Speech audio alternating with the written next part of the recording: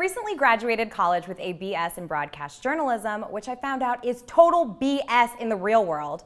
Anyways, I packed up my diploma, put my entire life into 4 suitcases, and headed straight to Hollywood to live out my dream.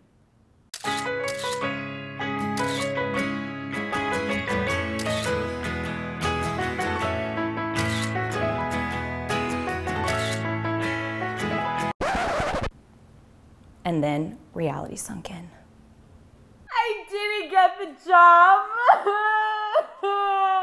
I'm really ugly and crying. All of a sudden, I had bills to pay. I had to buy a car. I had to make my own dentist appointment. Life is hard. So I took a good long look in the mirror and I asked myself, so you're not a teenager and you're not an adult. What are you?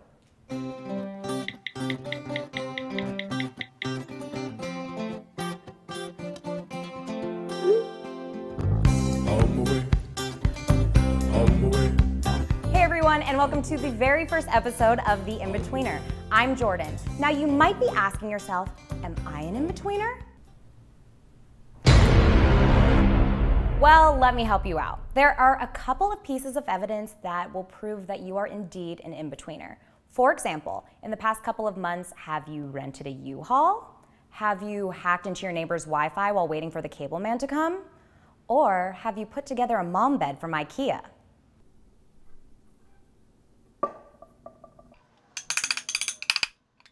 Hey Mom. Yep, bed's done. Well, if you have done any of these things, then congratulations! Your life sucks just like the rest of us. But hey, don't worry, as a fellow Inbtwnr, I am here to help you get through all the that your teachers failed to warn you about.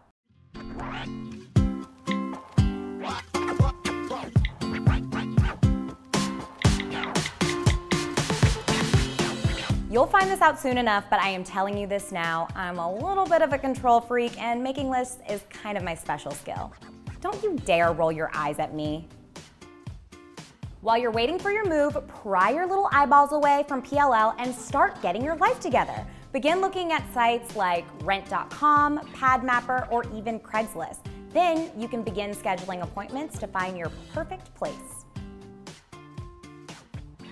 Before moving, make a list of everything you need. Then figure out what you can bring from home, what your roommates already have, and what you can buy when you get to your new zip code. This will save you a little bit of dough when you get to Target and BB&B. Chat up your future roomies and figure out how you're going to be splitting up expenses like cable, groceries, internet, that sort of thing. This way you can figure out who's going to be putting the bills under their name. Start looking up full-time and part-time job opportunities. That way you can hit the ground running once you get to your new home. But seriously, get off Netflix. Spend an entire day doing the things that you love with the people you love. Because I hate to be a Debbie Downer, but who knows when you're going to be home next.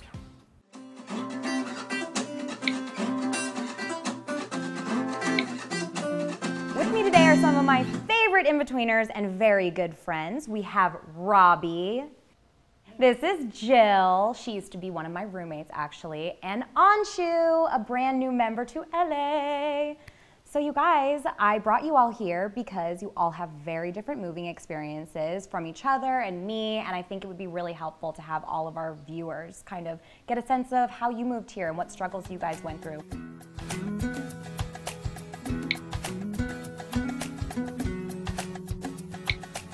So when I quit the valet job and I was driving home to my lovely couch that I was sleeping on for the night, and there was traffic, of course, I was on the 10, and I was just sitting there thinking I am super low on money, I barely have enough money to have food for the next week, I have no place to stay, and I have no job. So I was pretty much getting ready to call my mom and let her know, like, hey, I'm coming back to the house. I hope you make my bed for me.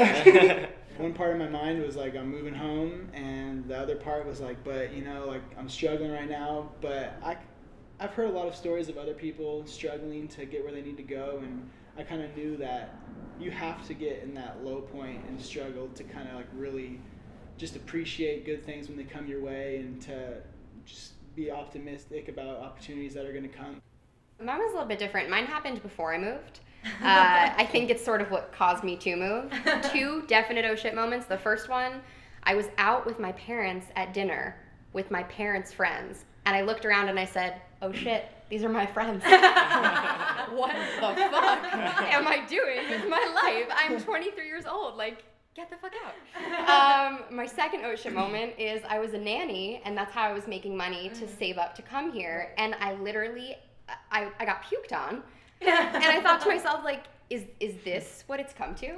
Like, this my life. Is this what I'm paying for in student loans per month to get puked on and to hear, like, people bawling their eyes out, little kids bawling their eyes out, and essentially acting as, like, a taxi for children, because, like, that's what I was doing. Just bringing them to their activities and also being mistaken for their mom. That's a whole other story. That is a real. So yeah, that kind of just, you know, lit a fire into my ass a little bit and got me here, which I'm thankful for my parents' friends and to get puked on, basically.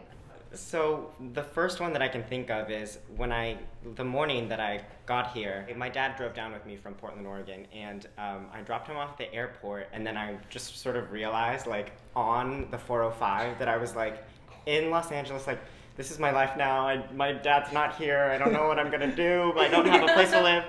And then I had to take my car in. I had to go to the dealership 3 times in 2 days just because I had so many car troubles, I think, from driving all the way down. But, like, my tire, I blew a tire the next day, and I had never changed a tire before, and all of my stuff was in my trunk.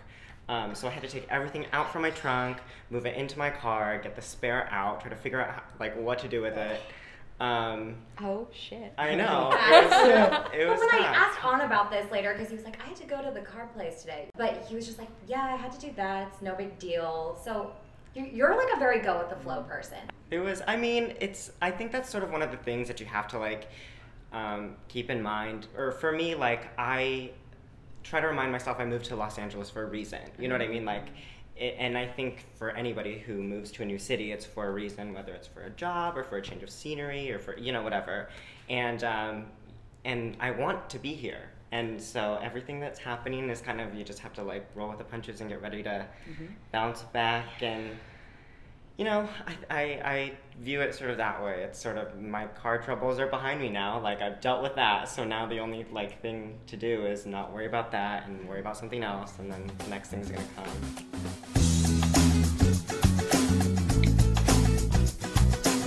I feel like just saving helped me so much because I wasn't feeling so anxious about not having a job. Since I wasn't working for a month and a half, I knew that I at least could pay rent for 2 months, live for 2 months. So that was sort of like my end goal. And I know what everybody's thinking, you know, if you're moving out to a city, I'm sure you want to first get a job in your industry. That's what you're pushing for, you know, you're pushing for whatever you went to school for, whatever you want to do.